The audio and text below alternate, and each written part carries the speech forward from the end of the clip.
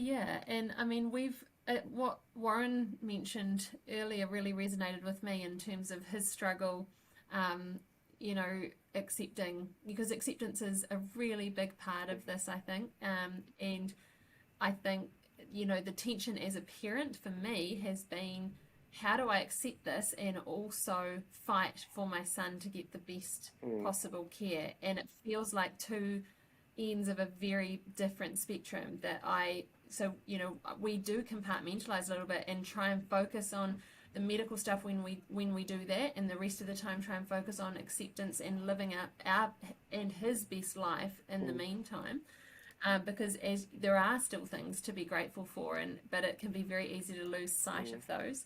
Um, but definitely, I mean, my husband and I have struggled immensely, um, and been in awe of how my son accepts and deals with it.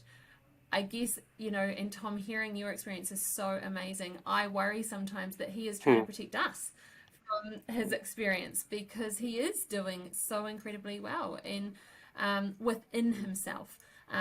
He's been offered antidepressants many times.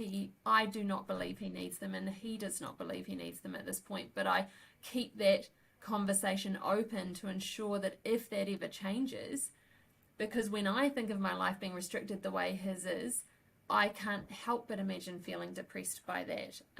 But he is, and I see it every day, is able to work within his limitations, and live in that day. I think he doesn't get caught up thinking about the future. That is probably something that my husband and I do, just think of, is he going to be able to do this? Is he going to be able to do that?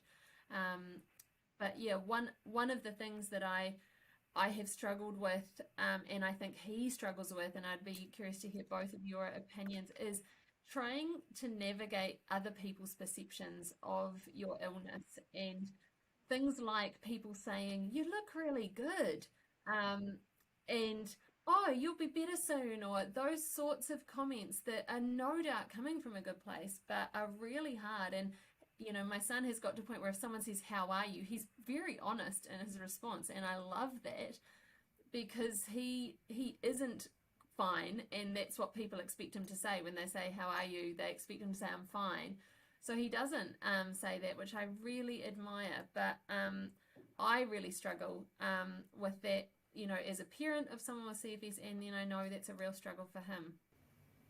And that was a real privilege to hear you both speak about that. I think you're the best people to, and Tom, you having sort of experienced that, I think it's interesting to hear that, really. Um, it's a difficult question to answer when you're standing on the sideline, the mental health question, actually, I think.